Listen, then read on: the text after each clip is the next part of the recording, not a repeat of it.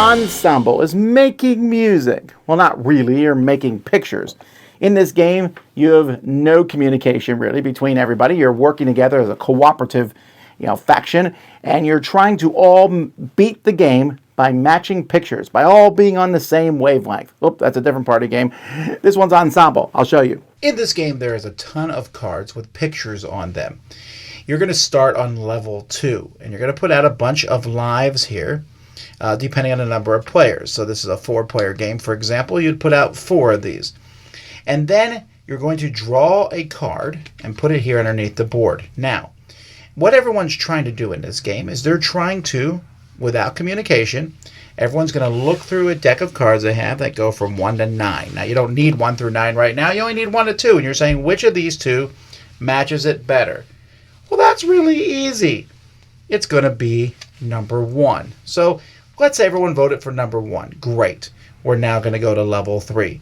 The number 1 card comes down here. That's the one everyone voted for. This one goes away, and we're going to replace it and add another one here.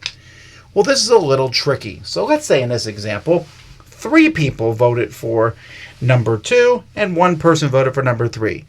We still pass because this shows 1 card here in a 4-player game. If we were playing, for example, an 8-player game, you could have 2 people get it wrong. As long as at least 1 person gets it right, we still pass. Now, if everyone, let's say 2 people said this, 1 person said this, and 1 person said this, then we get it wrong and we lose a life. Every time you surpass the number of allowed votes, you lose a life. If you get it perfect, if everyone picks the same one, you will regain 1 life. But every time you move to the next level, then whichever card got the most votes comes down to the bottom, and we replace the cards at the top as well as add a new one. And in fact, if you get it wrong, you'll replace the cards and you will have to still be on the same level. Now, let's say in a 4-player game, 2 people voted for this and 2 people voted for that. Well, that's a fail. We would lose a life, but then both cards come down to the bottom, and we have to figure out which of these cards we think most closely represents both of these cards together. And this goes all the way up to 9 cards. After 9 cards, if you do that, you all win the game. Otherwise, you lose after you run out of lives. So Ensemble has a couple weaknesses. The biggest weakness is the pictures. They're boring. See, here's the problem. Ensemble exists in a universe that has Dixit, Mysterium, Obscurio. There's so many games out there with these gorgeous artwork cards, and these are okay artwork cards. That's a big deal. It really is. Other than that, you just all put down a card and hope you pick the same one.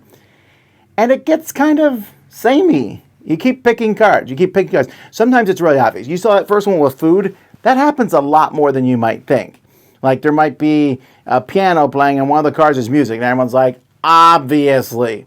And there are some laugh out loud moments. Don't get me wrong. I played some Ensemble times where when someone plays a card, everyone's like, ha, I can't believe you played that. This is so obvious these 2 go together.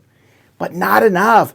There's so many party games out that exist right now that Ensemble feels like I've done it before. Yes, this goes to 10 players. Having 10 people try to match the same thing is a little yawn-inducing, and it would be better if the cards were more fantastic. They're not.